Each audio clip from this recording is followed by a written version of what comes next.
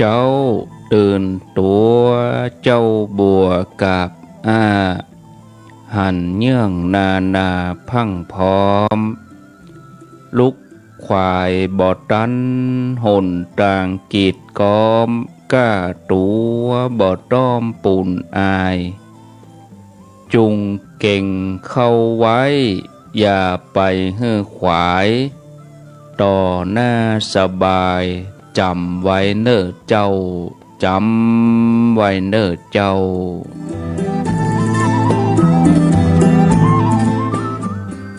อรุณสวัสดิ์ธรรมสวัสดี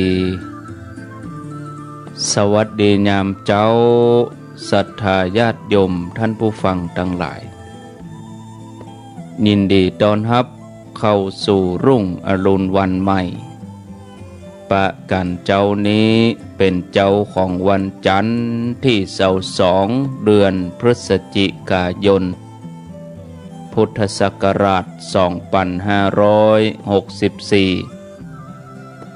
วันนี้เป็นวันเดือนยี่เหนือแหม3 ค่ำพร่ำว่าเป็นวันจันทร์ไผที่ยังบ่ลุกก็เกียมตัวลุกมาได้แล้วเน้อตื่นมาได้แล้วลุกมาได้แล้วหลับลุกเจ้ากินพักตั้งปลายหลับลุกควายกินพักตั้งเก้าลุกเจ้าได้หลายลุกควายได้น้อยหลับลุกเจ้าเป็นเจ้าตั้งหลายหลับลุกควายปาเฮือลูกหลานเป็นหนี้เป็นค่าเน้อตื่นมาเหี่ยเน้อลุกมาเหี่ยเน้อลุกเน้อลุกเน้อลุกตื่นตื่นได้แล้วลุกได้แล้วญาติโยมท่านทั้งหลายกราบนอบน้อมเอากุณพระแก้วเจ้าทั้ง3ประการอันมีพระพุทธพระธรรมพระสงฆ์คุณพ่อคุณแม่คุณครูบาอาจารย์คุณศีลธรรมกรรมฐานจงมาปกห่มรักษาครูบาอาจารย์พระเจ้าพระสงฆ์ทุกรูปปกห่มรักษาปออกไม่ออกศรัทธาท่านสาธุชนคนดีผู้สนใจใฝ่ในธรรมทุกท่านขอถวายความเคารพแสดงความนับถือพระมหาเถระพระเถรานุเถระเจ้าคณะพระสังฆาธิการครูบาอาจารย์เจ้าที่เปิดวิทยุฟังอยู่ที่วัดที่ว่าเวลานี้ขอความสุขความเจริญความสุขกายสบายใจจงได้บังเกิดแก่พ่อแม่พี่น้องพ่ออุ้ยแม่อุ้ยนักศีลนักบุญเท่าแก่น้อยใจยิงต่างหลายทุกท่านอรุณสวัสดิ์ธรรมสวัสดียินดีต้อนรับเข้าสู่รายการเสียงธรรมแสงอรุณรายการเสียงธรรมแสงอรุณดำเนินรายการโดยอัตมภาพพระครูอภิวัฒนวิกรมวัดปากตางเจริญตำบลดอยหล่ออำเภอดอยหล่อจังหวัดเชียงใหม่เป็นผู้รับผิดชอบดำเนินรายการเป็นประจำในวันจันทร์วันพุธวันพัดแล้วก็วันศุกร์เวลา05:00เป็นต้นไปเว้นวันการวันพุธนี้เป็นท่านสาธิตธีระปัญโยสถาบันธรรมาภิวัตรอำเภอแม่เมาะจังหวัดลำปางก็มาปะกันแล้วบ่ฮื้อได้ขาดแคลวเสียเวลานำเสนอหัวข้อธรรมะที่ว่าฮื้อลดความอยากลงไปความทุกข์ในโลกนี้ญาติโยมทั้งหลายเมื่อรวมกันลงแล้วทุกข์เพราะความอยากนั่นเอง ความอยากเป็นทุกข์สุดท้ายคือยอดทุกข์ที่เฮานับว่ามีเต่าอันเต่าอีมีกี่ชนิดมีกี่อย่างเมื่อว่าเฮ้อเบ็ดเสร็จเรียบร้อยก็มาสรุปตัดติว่าทุกข์เพราะความอยากเต่าอันความอยากที่ว่านี้หมายถึงทุกสิ่งทุกอย่างญาติโยมอยากกินอยากนอนอยากตื่นอยากลืมอยากเที่ยวอยากได้เงินอยากจับจ่ายอยากมีกู้อยากอย่าร้างอยากแต่งงานอยากมีหน้ามีตาอยากสปะอยากถือว่าเป็นทุกข์ทั้งนั้นอยากได้อยากมีอยากเป็นนี่นะจนกระทั่งความแก่ความเจ็บความตายที่ว่าทุกข์ก็คือแก่เจ็บตายนี่เป็นทุกข์ที่บ่อยากแก่บ่อยากเจ็บบ่อยากตายตอนนั้นเนี่ยถ้าเฮาคิดพอแล้วนี่ข้อนี้เนี่ยศรัทธาญาติโยมที่ว่าข้อที่ดีที่สุดคืออยากที่ไหนทุกข์มีหั่นอยากน้อยก็ทุกข์น้อยอยากนักก็ทุกข์นักไม่อยากไม่ทุกข์เนาะบ่อยากมันก็บ่ทุกข์คนที่ติดเหล้าติดบุหรี่เนาะก็ทุกข์เพราะว่าอยากสูบอยากกินต้องหาบุหรี่ต้องหาเหล้ามาเพื่อตอบสนองความอยากบางคนอยากถึงกับสั่นเลยนะแต่คนที่บ่สูบบ่กินเปิ้นก็บ่ทุกข์เพราะว่าบ่มีความอยากกินอยากสูบติดเหล้าติดยาทุกข์ก็เพราะว่าอยากดื่มคนที่บ่ติดเหล้าติดยา100 วันพันปีก็บ่ต้องมาทุกข์เรื่องนี้นะศรัทธาญาติโยมท่านทั้งหลายอันนี้ก็คงจะอยากโทเนาะอยากโทก็โทเจริญปอน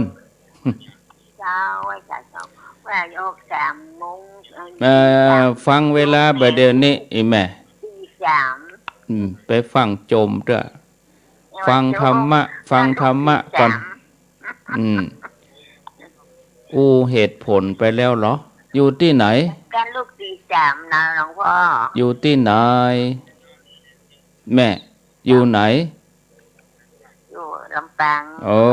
ลำปางมันตี3เปิ้นบ่ใช่เปิดรายการได้หรอสถานีเปิ้นเปิดตี5ตี3เปิ้นบ่ใช่เปิดเตื้อสถานีเปิ้นเปิดตี5อีแม่ก้อยฟังตี5เอาเด้อกูจะฟังตี5ก็นั่นแหละตี3นี่คือหมู่เจียงใหม่ละปูนเพ่เปิ้นได้ยินกันลำปางบ่ได้ยินเตื้อเด้อเจ้านั่นอันนี้อยากโทเนี่ยความอยากนั่นมันใจปราณีไผญาติโยมเนาะแต่ว่าแมลงก็อย่างเงี้ยญาติโยมวันนี้ก็อย่างเงี้ยเวลาเฮาจะฟังธรรมะนี่เฮาฟังให้สิ้นกระแสความเห็นก่อนฟังเปิ้นก่อนจะไปว่านับได้จะโทก็จะโทบ่เดียวเนี่ยอันที่บ่ได้ตอบสนองความอยากก็เป็นเกียรติเปิ้นเฮาโทไปเปิ้นถึงบ่ฮับของเฮาก็เลยจินตนาการไปเองเข้าใจไปเองทำให้การฟังธรรมะมันขาดตอนไปเหียจะไปโทเตื้อเมื่อใดโยมเขาจะเข้าใจสักเตื้อเรื่องโทรศัพท์บางทีบ่ฮับก็เดือดร้อนนะอาตมาจะปิดโทรศัพท์ก็กลัวว่าเปิ้นจะโทรมาบอกว่าสถานีดับถ้าเฮาบ่เปิดถ้าเฮาอู้ไปติ๊กถ้าสถานีดับเปิ้นโทรมาบอกเฮาก็บ่ฮู้เนี่ยอู้ไปคนเดียวนี่อีกก็มีนะฉะนั้นมันก็ควรจะอยู่ที่ความร่วมมือของเฮานะความร่วมมือความเข้าใจของเฮามาว่าต่อ คนที่อยากสูบบุหรี่อยากดื่มเหล้านี่นะคนบ่ติดก็บ่อยากคนที่ติดเหล้าติดบุหรี่นี่เขาก็มีความอยากตามธรรมดาคนเฮาอะนะศรัทธาญาติโยมมีเรื่องที่ต้องอยากคือมันมีเข้ามาตลอดมันเป็นเรื่องจุกจิกเนาะมาตั้งแต่เจ้าก็ยังเนี่ยอยากฟังตีสามสถานีลำปางนี่เปิดตีห้าแต่เฮาอยากฟังตีสามมันก็คงจะบ่ได้เฮาก็ฟังตีห้านั่นกะถ้าใครฟังตีสามก็ไป ต้องไปอู้เปิ้นก่อนไผจะเป็นคนเปิดเนี่ยมันยากนะอย่างน้อยก็ไม่เนี่ยมันเพิ่มเวลาให้เปิ้นแล้วก็ต้องไปกล้าไฟกล้าอย่างมันบัดใจกล้าความอยากตัวเก่านะมันเพิ่มอย่างอื่นขึ้นมานะอุ้ย มันใจเหมือนตั้งอย่างเพลุอย่าง104นี่อาจารย์วิศวัตรเปิ้นเฝ้าอยู่หั่นตลอดเนาะเวลาสถานีดับเปิ้นก็ต่อให้ตลอดไปอย่างบางทีถ้าตั้งอัตโนมัติก็ดับไปเลยอย่างตีห้านี่เฮามีคนเฝ้าอยู่นะญาติโยมเนาะมันก็อยากจุกจิกนะตั้งแต่เจ้าอยากตื่นแล้วก็อยากอันยังต่อไปแถมวันค่ำจนถึงฮอดเมื่อคืนก็อยากนอนคือพอเตอะญาติโยมทั้งหลายทั้งวันทั้งคืนเขาต้องวิ่งตัวเป็นเกลียวเพื่อจะตอบสนองความอยากอย่างเดียวความอยากนั่นน่ะถามว่ามันเป็นประโยชน์ก็มันก็มีอยู่แต่การดำรงชีวิตเนี่ยในการที่จะกระตุ้นให้เกิดความกระตือรือร้นในการทำงานแต่ต้องรู้จักควบคุมนะควบคุมคือมันอยู่ในขอบในเขตที่เหมาะสมก็เหมือนอยากโยมเขาอยากโทเนี่ยเขาก็ต้องพอความเหมาะสมด้วย ต้องดูความเหมาะสมต้องมีขอบเขตแบบว่าตีสามเนี่ยโทรหาตีสองก็โทรหามันถูกหรอมันมีขอบเขตนะท่านผู้ฟังญาติโยมมันต้องมีขอบเขตเปิ้นขีดเส้นไว้ที่หั่นเอาไปล้ำเส้นเห็นมันก็ยุ่งมันเกินไปเนี่ยมันอยากฟังรายการอยากฟังธรรมะแต่ว่าถ้ามันเกินกว่านั้นมันล้ำเส้นไปมันล้ำเขตไปนะญาติโยมทั้งหลายนี่อันนี้ถามว่ามันดีก็ดีนะความอยากเนาะทำให้เฮากระตือรือร้นตื่นขึ้นมาแต่เฮาต้องรู้จักควบคุมเนอะความอยากนี่มันเหมือนน้ำมันกัดที่เฮาใจจุดไฟให้เกิดแสงสว่างสมมติว่าเฮามีน้ำมันกัดอยู่ในปิ๊บแต่เวลาต้องใจเฮาก็ต้องแบ่งออกมาตะเกียงนี้เอาใส่ได้กี่ลิตรมันอยู่ในปิ๊บมันหรอเฮาก็เอามาถ้ามันได้ลิตรเดียวเฮาก็เอามาใจลิตรเดียวตะเกียงนี่มันบรรจุลิตร2 ลิตรเมื่อเฮาเติมตะเกียงไว้แล้วเวลาใจแสงสว่างแต้ๆเนี่ยเฮาก็ใจใส่ตะเกียงก้อยๆดูดขึ้นมามันเหมาะกับความต้องการน้ำมันนั้นมันก็มาตามไส้ตะเกียงที่มันดูดน้ำมันขึ้นมาหล่อเลี้ยงไปอยู่ปลายไส้ปุ่นมันเกิดแสงสว่างอยู่มันก็บ่นักยศ2 ยศอย่างน้ำมันรถดีเซลน้ำมันเบนซินแก๊สโซฮอลที่เฮาเอาใส่รถยนต์ของเฮาวิ่งตึงวันมันอยู่ในถังน้ำมันกี่ลิตรบ่ฮู้เต็มถังหั่นก็บางกันก็จุได้นัก50 ลิตร30 ลิตรรถ18 ล้อ10 ล้อก็ได้100 200 ลิตรนี่ก็มีแต่เอามาใจเต้ๆมันก็มีระบบหัวฉีดหลอดดูดขึ้นมาก็เอาไปพ่นใส่หัวเครื่องมันก็ใจบัดเท่าใดแต่ถ้าเฮา บะสามบะสี่เอาน้ำมันถอกใส่ในเครื่องหันเลยมันก็เกินความจำเป็นนะศรัทธาญาติโยมมันก็มีบันนักต่อใดอย่างน้ำมันกัดที่เฮาใส่ตะเกียงถ้าเฮาถอกใส่มันก็บุบขึ้นมามันเกินความต้องการนี่ญาติโยมเพราะการทำอย่างนั้นนอกจากจะบ่ได้ประโยชน์แล้วเนี่ยไฟมันจะลุกลามมันจะบุบขึ้นมาศรัทธาญาติโยมนะแทนที่จะเป็นประโยชน์ก็กลายเป็นภัยเป็นโทษอุปมาเรื่องความอยากนี่ก็เหมือนกันใครจะอยากมากอยากน้อยอย่างใดก็ต้องอยู่ในความควบคุมต้องรู้จักควบคุมความอยากตัวเองจำกัดขอบเขตความอยากคือพอเหมาะพอควรคือมันงามคือมันเหมาะคือมันงามพอว่ามันงามก่อมันเปิงก่อมันเหมาะก่อเหมือนกับการใช้น้ำมันเชื้อเพลิงถ้ามันเหมาะมันควรตามส่วนของมันก็เป็นประโยชน์ทำให้รถนั้นได้เคลื่อนไหวไปทำให้ตะเกียงนั้นมีแสงสว่างไปถ้าว่าความอยากบ่มีขอบเขตบ่ฮู้จักปออยากเหลือเฟืออยากจุกจิกอยากนักเกินขนาดมันก็เผาหัวใจตัวเองเมื่อเผาหัวใจตัวเองก็ทำให้ตัวเองเกิดทุกข์เนาะการบรรเทาความทุกข์ที่ง่ายแล้วก็ได้ผลนี่นะญาติโยมบ่ต้องไปแยะอย่างนักคือควบคุมความอยากของตัวเองให้พอเหมาะพอดีให้อยู่ในกรอบให้อยู่ในเกณฑ์แล้ววิธีควบคุมความอยากนี่มีวิธีจะใดญาติโยมก็ลองฟังพอเนาะญาติโยมฟังแล้วก็พิจารณาแล้วก็ลองนำไปใช้พอมีอยู่3วิธีด้วยกันเจ้านี้ได้3วิธีนี่ก็เอาละเนาะวิธีควบคุมความอยากอันที่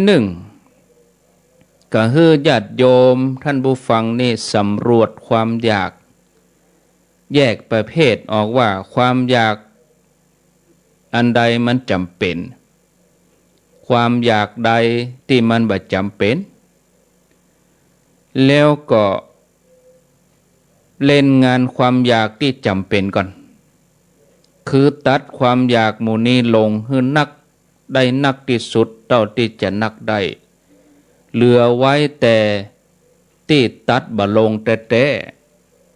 อย่างความอยากเรื่องสุราเรื่องเหล้าเรื่องบุหรี่นี่มันเป็นของบ่จำเป็นต่อชีวิตเฮาหรอกยังตื่นขึ้นมาเฮาอยากกินหยังเฮาอยากกินข้าวหรอกเฮาเจ้ว่าอยากกินเหล้าแต่ถ้าคนตื่นขึ้นมาอยากกินเหล้านี่อันนี้คือว่ามันผิดธรรมชาติมนุษย์ไปเอาง่ายถ้าเฮากินข้าวไปนักๆเรากินเหล้าเข้าไปเฮาก็เอาเข้าออกเห็นหรอมันก็หากเอาเข้าออกอย่างถามเต้ๆเราร่างกายเฮาต้องการเข้าหรือว่าต้องการเหล้ามันก็ต้องการเข้านะเฮาใหญ่กับเข้าเฮาบ่ได้ใหญ่กับเหล้าก็แสดงว่าเหล้ากับ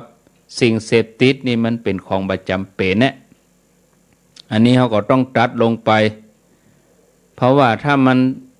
ติดแล้วนี่มันก็เฮาก็ต้องพยายามลดลงเวลาตัดความอยากเหลือเฟือก็นึกว่าเฮาก็ตัดทุกลงไปเนี่ยอันนี้ก็เข้าใจว่าบ่ใจให้เฮางด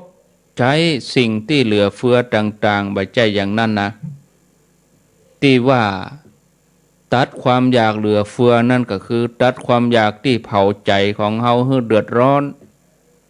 พอสิ่งที่เหลือเฟืออย่างบางคนเนี่ยยกเอาความอยากเหลือเฟือขึ้นมาเป็นใหญ่มาบีบหัวใจให้เป็นทุกข์โดยการดำเนินการขั้นนี้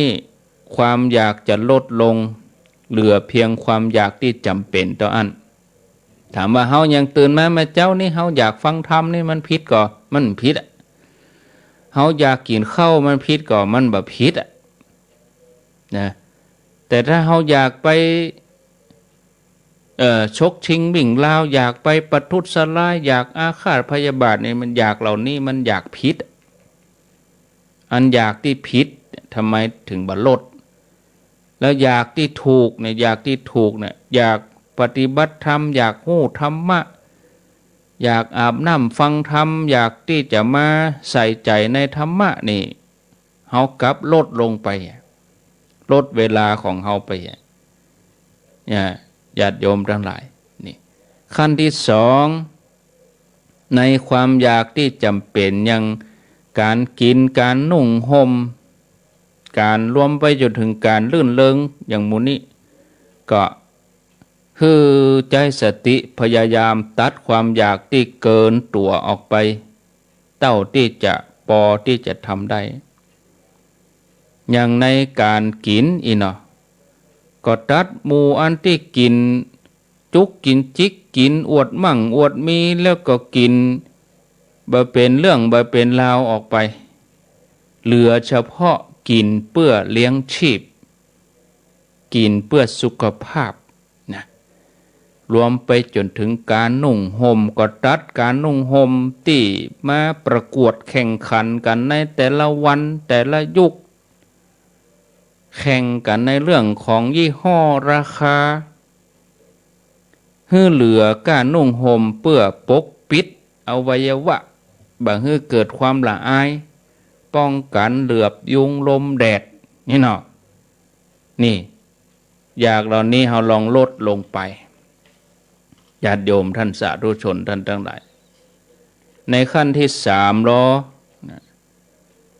ขั้นที่สามนี่เฮาบดีตั้งความอยากไว้ไก่ล่ำไปเพราะการตั้งความอยากไว้ไก่ล่ำนี่มันก็จะมีต่างให้เฮาเกิดความทุกข์แทรกแซงเข้ามานัก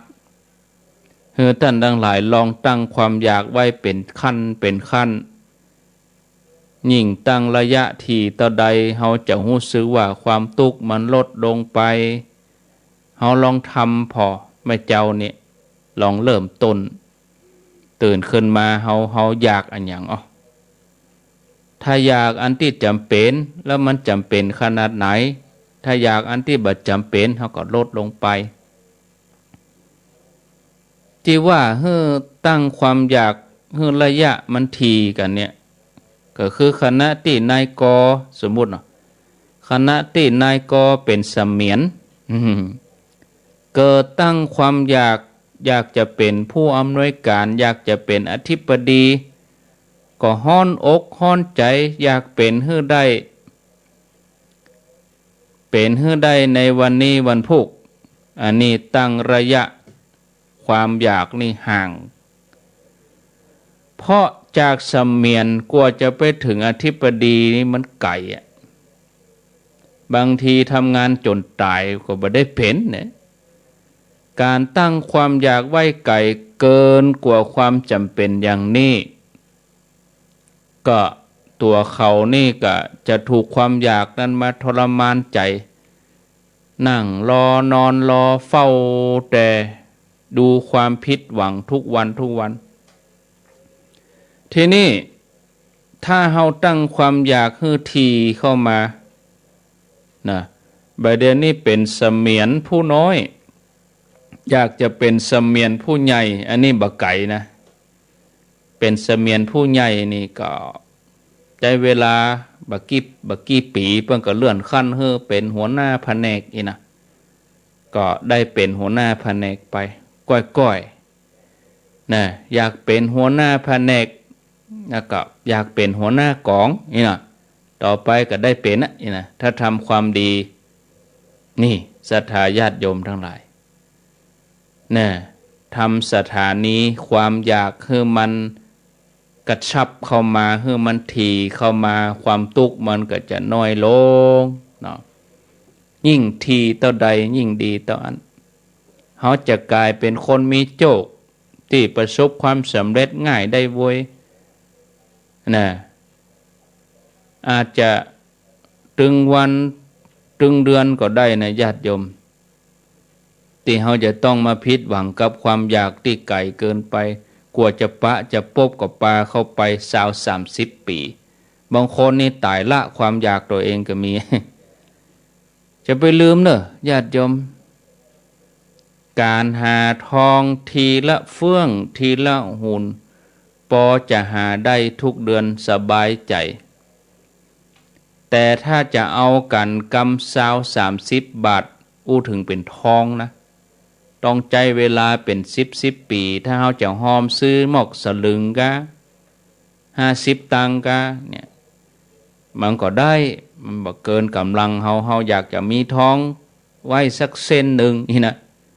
ถ้าเราไปหวังเอา5 บาท10 บาทในบันไดมันจะได้บางทีเต้าตายก็ไม่ได้ขอโทษนะก็มันก็เป็นท้องเหมือนกันนะแต่ประเดี๋ยวนี้ยุคนี้นี่อันตรายเหมือนกันเด้อโอ้หันข่าวออกมาใส่ทองไปนี่มันจะแทนที่จะเป็นดีเป็นบดีไปแหนะโจรมันขี่รถเครื่องมามันตืดไปมันเอารถไปฟิวไปพูดก็กลายเป็นว่าต้องมาตุกเพราะเครื่องประดับตัวเองนี่ท่านผู้ฟังญาติโยมความปรารถนาที่จะก้าวหน้าไปให้ไก่ที่สุดดีที่สุดเด่นที่สุดบ่มีอันยังเสียหายเนอะบ่มีอันยังเนี่ยฮือเฮาตุกเพราะอันนั้นเป็นที่หมายเป็นที่ปลายทางข้อสำคัญก็คือฮือตั้งสถานีความอยากตามเส้นทางนะแล้วก็ญาติโยมทั้งหลายขอย้ำเข้าไปแถมกรรมว่าถ้าท่านทั้งหลายเดือดร้อนเพราะกล้าครองชีพสูงนี่นะแทนที่จะเพิ่มเงินหรือว่าควบคุมราคาสินค้าเฮาก็หันเพิ่มความควบคุมความอยากของตัวเองอันนี้น่าจะได้ผลเนาะน่าจะได้ผลแน่นอนที่สุดนี่ญาติโยมท่านทั้งหลายเอาไว้เต้าอี้ก่อนพอเวลาแล้วก็5:30ไผ่บลุกก็ลุกมาเหี่ยนึเกียมตัวลุกมาได้แล้วตื่นมาได้แล้วต่อไปจะเป็นนิทานชาดกแล้วก็แมลงเบิดก็มาฟังกันเด้อบ่าย 3อันนี้เฉพาะเชียงใหม่ละปูนลำปางบ่ได้ยินเด้ออันนี้ทำความเข้าใจแถมใหม่อย่างคนเฒ่าที่ฟังลำปางเดือดร้อนตะเกียไหนว่าตี 3สถานีเพิ่นเปิดตี 5แล้วอีแม่จะไปฟังตี 3เนี่ยใดที่อาตมานัดหมายแต่ว่าอีแม่คงจะฟังรายการช่วงทุ่มเกิงก็แต่ว่าฟังบุญญาวาสเนาะแต่ว่าอาตมาว่าวันพูกป้าการตี 3เนอะก็ถ้าจะจำคำเนี่ยก็แล้วก็บ่จำที่เพิ่นบอกว่าเฉพาะเชียงใหม่ละปูนเนี่ย บุญญาวาสนี่เพิ่นเปิดตี 5คนเฒ่านี่แต่เจ้าถ้าจะลุกท่านี่ถ้าจะตื่นมาท่านี่ก็เลยยกมือขึ้นมาประท้วงทันทีไหนว่าจะจัดตี 3 สถานีเพิ่นเปิดตี 5แม่เนอะบุญญาวาสตี 5เมืองน่านตี 5เวียงป่าเป้าตี 5เมืองลี้ตี 5ที่เปิดตี 3ก็มีเพียง 4-5 สถานีเท่าอันคือ 1เมืองฝาง2วัดฝายหิน3แม่แจ่ม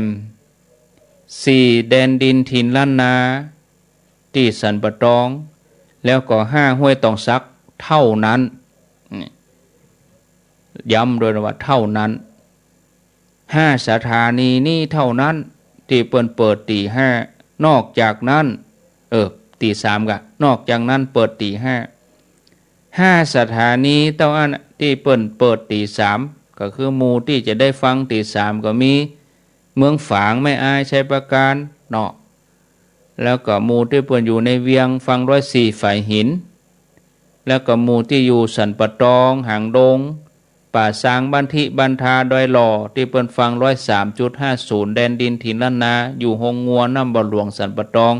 ก็คงบ่ถึงอะลำปางพุ่น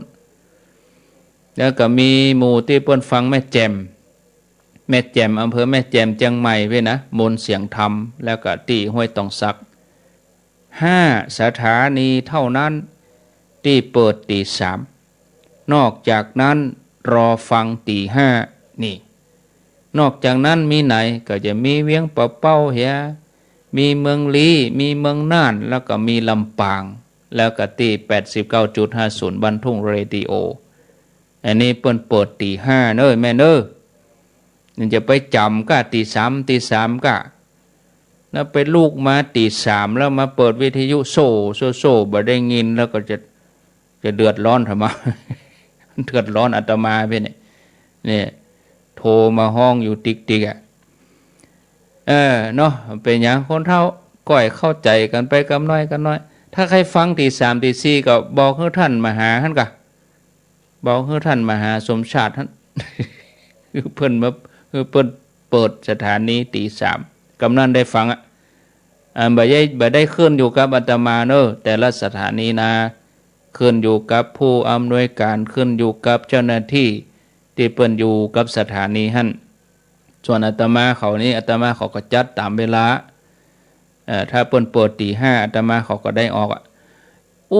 ตะอีก็สุดยอดแล้วแม่เฮ้ยเนอะเอาตี 5ถึง 7 โมงนี่สุดยอดแล้วมาค่ำเบิดก็2 ทุ่มถึง 4 ทุ่มนี่เอาแล้วโถตะอีก็สุดยอดแล้วดีกว่าบ่ได้ยินเสียเลยนะแต่ถ้าว่าเปิ้นฮับต่อหำก็ถือว่าเป็นอานิสงส์เป็นบุญอีนะอธิบายให้คนเฒ่าแล้วก็วันนี้เข้าใจวันพุธอาจจะบ่เข้าใจหำบ่กะเนาะหรือว่าเข้าใจกันแล้วเนาะมาถึงเรื่องนิทานชาดกคงจะได้เรื่องเดียวนะวันนี้ถึงเรื่องเหตุบังเกิดเป็นเศรษฐีแต่บ่มีทายาทสืบสกุลนั่นเป็นคนมั่งคนมีเป็นเศรษฐีแต่ว่าบ่มีทายาทสืบสกุลเหตุเพราะอันใดอันนี้เป็นเพียงตัวอย่างหนึ่งนะปรากฏในชาดกพุทธศาสนาชื่อเศรษฐีว่าอปุตตกะเศรษฐีเหตุบังเกิดเป็นเศรษฐี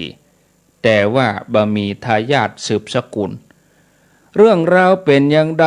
ก็ลองฟังกันไปดังต่อไปนี้ครั้งหนึ่งพระเจ้าประเสนที่โกศลซึ่งเป็นพญาเจ้าเมืองแคว้นโกศลพระองค์เสด็จไปเข้าเฝ้าพุทธเจ้าที่วัดพระเจตวันในเวลาตอนเที่ยงพระองค์ถวายบังคมพระพุทธเจ้าแล้วก็ประทับนั่งพระพุทธเจ้าก็ตรัสถามว่ามหาบพิตรมาเอววัดเสด็จมาจากไหนลูกดังใดมาถึงมาเมื่อวันมาตอนกลางวันอย่างนี้พระเจ้าประเสนที่โกศลพระองค์ก็กราบทูลว่าขหบดีผู้เป็นเศรษฐีในกรุงสาวัตถีคนหนึ่ง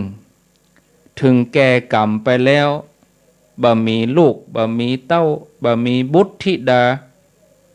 รวมจนถึงญาติใกล้ชิดสายโลหิตก็บ่มีผู้ฮับมรดกข้าพระองค์ก็เลยเจ้าหน้าที่ช่วยกันขนทรัพย์สมบัติของเศรษฐีคนนี้เข้ามาในพระราชวังก็เฉพาะเงินอย่างเดียวมีถึงเป็น10 ล้านปุ่นนะส่วนเครื่องเงินทั้งหลายนี่บ่ต้องถึงที่น่าประหลาดใจก็คือระหว่างที่เศรษฐีคนนี้มีชีวิตอยู่นี่เขาก็ดำรงชีวิตอยู่อย่างยากลำบากทำตัวเองเป็นคนอัตคัดคือกินก็เข้าเปลี่ยนกับน้ำพักดองนุ่งย่องก็นุ่งผ้าปุ๊ดผ้าขาดนะ เอาผ้ามาต่อมาติดกันนี่ส่วนยานพาหนะก็ใจเก่าๆที่นอนก็เอาหมอกบังกันแดดกันฝนตอนเป็นใบไม้เหียพระพุทธเจ้าพระองค์ก็ตรัสเล่าอดีตกรรมของเศรษฐีคนนี้ว่ามหาบพิตรเรื่องเป็นอย่างนี้มีมาเก่าเรื่องของขหบดีเศรษฐีคนนี้นะมีมาอย่างใดมีมาว่าหนึ่งเคยสั่งให้คนเกียมแล้วก็ถวายบิณฑบาตแก่ปัจเจกพุทธเจ้าสั่งแล้วก็เดินจากไปคนหับใจนั่นก็จัดการตามนั้นคือเกียมที่จะไปถวายสองต่อมาเศรษฐีคนนี้ในอดีตของเขาก็นึกเสียดายครัวที่เอาไปใส่บาตร เกิดว่าอาหารบิณฑบาตนั่นน่ะเฮาเอาฮื้อลูกน้องเฮาเหียดีกว่าเอาฮื้อข้าทาสกรรมกรกินเหียดีกว่านี่เสียดายของทานสามนอกจากนี้เขาก็ยังเคยฆ่าลูกอ้ายบ่าวของเขาเพราะกลัวว่าจะมาลู่สมบัติในตระกูลของหลานตัวเองนั่นท่านผู้ฟังญาติโยมมันเป็นจะอีด้วยผลของกรรมที่เศรษฐีได้สั่งให้คนใจเกียมอาหารเกียมครัวทานจะเอาทานแก่พระปัจเจกพุทธเจ้าเนี่ยสั่งบ่ได้นะได้ไปเกิดบนสวรรค์7 ครั้งแล้วก็ได้มาเป็นเศรษฐีที่กรุงสาวัตถีนี่แถม7 จาดเนี่ยด้วยเศษบุญนะขนาดว่าสั่งให้ไปเกียมอาหารใส่บาตรบ่ได้นะบอกให้คนใจไปกะไปเกียมว่าข้าจะใส่บาตรแล้วก็สั่งให้คนใจไปเกียมไปเกิดบนสวรรค์บุญก่อนนะแล้วก็ปิ้งมาเป็นเศรษฐีเฮียบเดียวนี้เนี่ยด้วยผลของกุศลแล้วก็จิตที่เป็นอกุศลตัวเองคือจิตที่เป็นมัจฉริยะคือความตระหนี่ผลของการอาฆาตมาตร้ายในพระปัจเจกพุทธเจ้า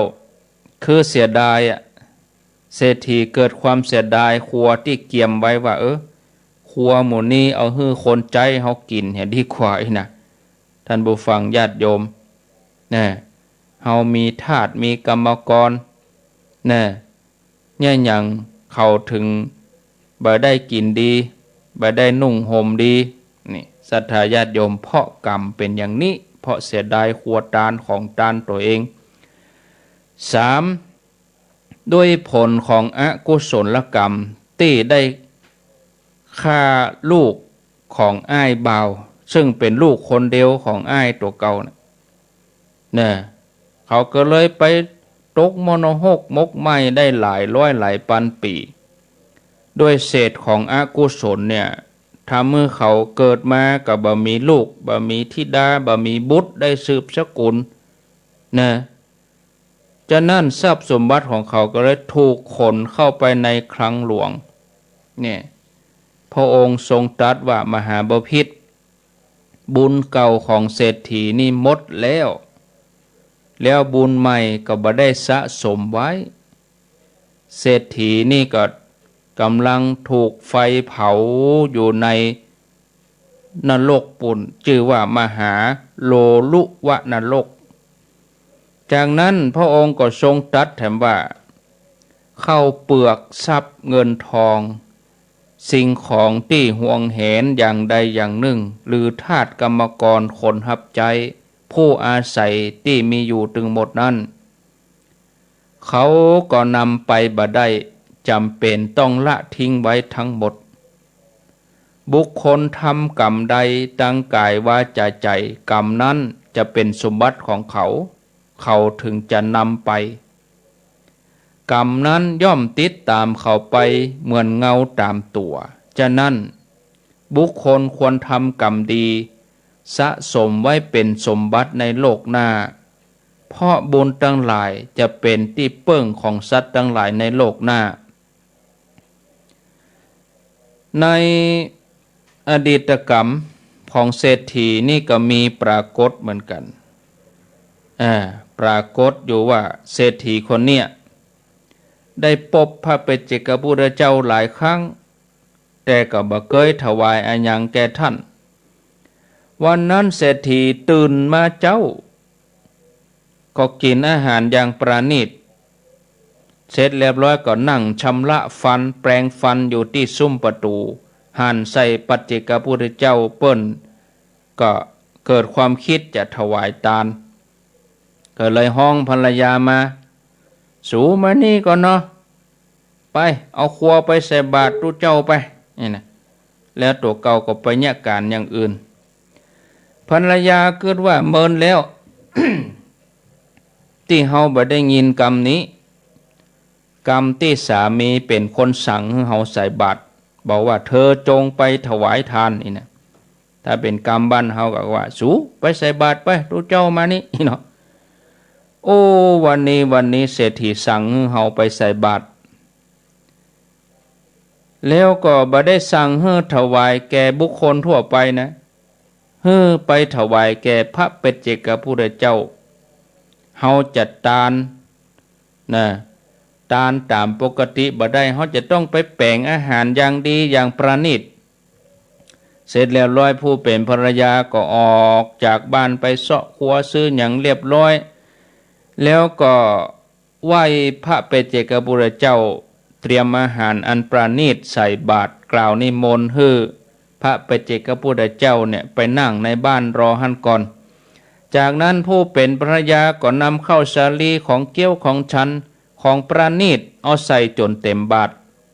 แล้วก็มีของหอมจัดวางไว้จากนั้นก็ถวายบาตรให้พระปัจเจกพุทธเจ้าท่านก็รับอนุโมทนา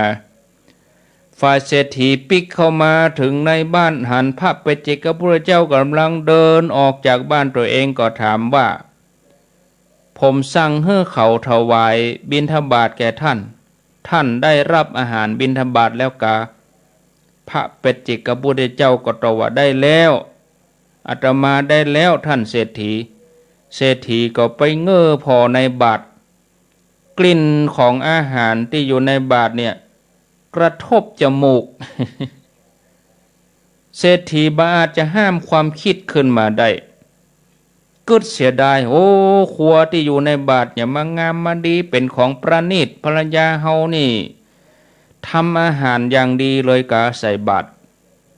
เนี่ยศรัทธาญาติโยมกึดแล้วก็เสียดายโอ้เสียดายครัวตาลเนาะไปหั่นในบาตรของพระปัจเจกพุทธเจ้าเสียดายครัวของตาลส่วนกรณีการฆ่าลูกของไอ้เบาตัวเองนี่ท่านก็มีเรื่องเล่าว่าอย่างนี้ตอนนั้นพ่อแม่ของเขานี่ก็ตายลงพร้อมกับไอ้บ่าวของเขาทรัพย์สมบัติของพ่อแม่ก็ยังบ่ได้แบ่งกันน้องบ่าวก็คือเศรษฐีคนเนี้ยก็ได้เอาปี่ไปก็คือเมียของไอ้บ่าวเนี่ยก็เอามาเป็นภรรยาตัวเองพระ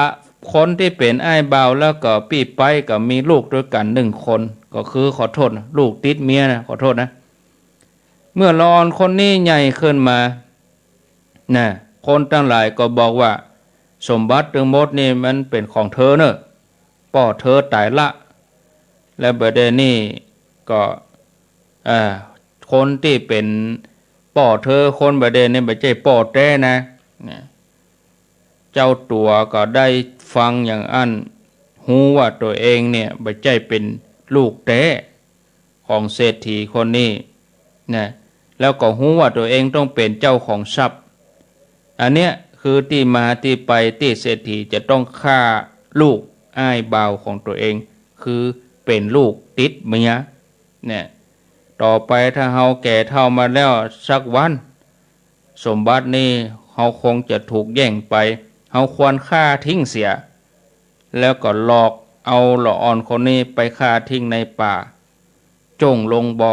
ถมด้วยดินญาติโยมไม่ได้ความโลภทั้งนั้นเนาะเอาเรื่องนี้ก็จบลงไป จบลงไปก็ได้คติสอนใจว่าถ้าทำบาปแล้วบาปเพื่อผลครบถ้วนในขณะนั้นทันทีก็คงจะบ่มีไผกล้าทำบาปทำกรรมอะไรเนี่ยถ้าทำแล้วเพื่อผลทันทีเลยนะเนาะแต่อันนี้ต้องรอเวลาบางทีมันก็เพื่อผลได้บ่เมินนะญาติโยมทั้งหลายก็ต้องฮือมีจังหวะผลกรรมถึงจะฮือผลเนาะเอาพอเวลาแล้วแต่ประเด็นนี้ตี 5:50แล้วไผจะโทรก็โทรมาที่หมายเลข0998366322เอาศูนย์กันไปเลยโทรมาศูนย์กันไปเลยแก่งโหไปเลยอยู่ที่ไหนจังใดแถม8-9 นาที0998366322วันที่8ถึงวันที่12ธันวาคมก็คือเดือนหน้านี้จะมีการปฏิบัติธรรมเข้ากรรมที่ม่อนพระศรีสองเมืองที่ดอยนางแก้วญาติโยมเขาก็ไปร่วมบรรจุวัตถุมงคลนะระหว่างนี้8ถึง12นี้เจริญปอนไอ้จ๋าเจ้าโทรจากที่ไหนแม่ทอดผัดใต้เหนียเด้ออำเภอจังหวัดแม่ทอดผัดใต้เหนียบอกอำเภอจังหวัดโดยอำเภอตำบลแม่ลานอำเภอลีอำเภอลีจังหวัดลำพูนเนาะเจ้าได้ฟังตุลุงนี่กูคืนนะเจ้ากูคืนอนุโมทนาคนน้อยเนาะเจริญปอนผาใต้เมืองลีสาเจ้าโทรจากที่ไหนมันปงหนองเวียงเป้าเจ้าปงหนองเวียงป่าเป้าเนาะเจ้าอนุโมทนา90.0เจริญปอนภาษาเจ้าธรรมครูไม่อุ้ยอินฟังอยู่นะเจ้าอุ้ยอินเสมิงแม่สาบเจ้าฟังธรรมครูนี่โอ้ยได้สาระดีนะมอนโมทนาสายต่อไป0998366322อยู่ลำปางก็ไปแอวจังไห้ลูกจังไห้ก็มาแอวเสมิงหลายที่หลายแห่งญาติโยมเขาโทรมาโทรมาบัดเดนนี้ข้างแถม7 นาที0998366322เสื้อก็รุ่นเหมือนกันนะคนใดไผโทรมาบ้านใดเจริญปอนไปสาเจ้าได้พระครูโอ้กรรมละเกิดมาเป็นเศรษฐีผมได้กินดีหนุ่มดีย่องดีละใส่บาทนาเตียอนุโมทนาตัวมีสำหรับไปเสียได้ของในบาทไปยื้อพอบาทปุ่นนี่โอ้อย่ามาเอาของดีของงามใส่ตานเห็นนี่โมทนาสาธุคนน้อยเนาะเหลือแถม5 นาที0998366322โทรเข้ามาจะแจ้งผลกันครับฟังคนน้อยเนาะเวลาเหลือน้อยคนละน้อยเจริญปอนเพื่อได้คนหลายๆครอบคลุมหลายพื้นที่ครับไม่จ่าเนอะท่านพระครูไม่สุเกี้ยวจุดละพรสุเกี้ยวมันสีเตียบ้านโฮมเจ้าขึ้น98.5เมื่อเช้ามาแรงชัดเกี่ยวดีนะเจ้าโมทนาสายต่อไปเจริญปอนครับผมโทรจากที่ไหนโทรมาน้อยจันบ้านห้วยปิงอำเภอตุ้งหัวจ้างตุ้งหัวจ้างเนาะฟังชัดเจนดีตี 4แล้วครับดีแล้วตี 4สถานีเปิดได้แล้วเพิ่นเปิดตี 5เปิดเดี๋ยวก็ขึ้นทางชื่อได้แล้วครับดีกะอนุโมทนาสาธุสายต่อไปเจริญปอน เข้ามาเลยหลุดไปอ่ะเข้ามาแถมใหม่0998366322ถ้าบอกเบอร์อย่างเงี้ยโทรมาเลยถ้าบอกเบอร์นะถ้าบอกเบอร์กำลังอู้ธรรมะอยู่นี่จะไปโทรเต้อถ้าบอกเบอร์โทรว่า0998366322เนี่ยถ้าได้ยินบอกเลขโทรนี่โทรได้เจริญปอนว่าสาเจ้าโทรจากที่ไหนโทรจากแม่น้อยบ้านจัดโกอำเภอเมืองตำบลหนองปลายเจ้าอำเภอเมืองตำบลก่อนกะตำบลแล้วก็อำเภอแล้วก็จังหวัดกะแม่น้อยบ้านจัดโกตำบลหนองปลายอำเภอเมืองลำปางอีกะเนาะโมทนาเนอฟังกันไปตึงวันสายต่อไป0998366322ก็วันที่8ถึง12ธันวาเปิ้นจะเข้ากรรมกันที่ดอยนางแก้วแล้วก็วันที่9มกราอันนี้ทำบุญที่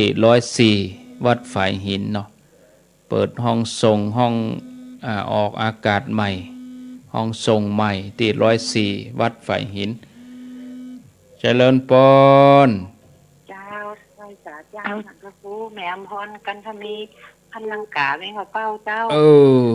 ลังกาเวียงป่าเป้าฟังขึ้น90.0เนาะเจ้าเวียงป่าเป้าเรดิโออนุโมทนาเจ้าสาธุบ้านลังกาต่อไปที่ไหนมาแถมเจริญปอนนมัสการครับโทรจากที่ไหนโทรมาจากห้วยต้มครับพระบาทห้วยต้มตำบลนาไซอำเภอลีจังหวัดลำพูนครับพระบาทโคเนาะครับโชคดีเนอพระบาทห้วยต้มฟังนักฟังหลายพระบาทห้วยต้มเนี่ยวันก่อนท่านอาจารย์โยก็มาเอี่ยวหาเปิ้นมาร่วมกฐินโยมมาร่วม2-3ท่านบอกว่าฟังทุกวันพี่น้องห้วยต้มเปิ้นฟังกันนักกันหลายมีเป็นหมื่นพุ่นประชากรพุ่นน่ะ1,000 กว่าหลังคาเฮือนเจริญปอนมี10หมู่บ้านใน100ไป200ไปหลังคานะเจ้าหลวงพ่อเจ้าจากที่ไหนโทรมานั่งดาวสุธิเจ้าโทรมาจากอำเภอศพปราบเจ้าอำเภออย่างก็ศพปราบจังหวัดลำปางเจ้าศพปราบลำปางเนาะฟังกันตลอดก็เปิดเจอพอฟังพอดีเลยเจ้าของพ่อเจ้าก็หามาหลายจับนี่ก็วันพุธก็มาฟังวันนี้เปิดปุ๊บเจอวันนี้ฟังหลวงพ่อสวดที่ทำนะเจ้ากันนี้ก็ไหลมาที่เนี่ยเนอะโมทนาหมดเวลาพอสมควรเอาตัวอีกก่อนเนี่ยมาคืนสุดท้ายเนี่ยฮะมาคืนมาลู่กันสุดท้ายเนี่ยหมดเวลาแล้วเนี่ยลาก่อนเนอะอายุวันโนสุขังปลา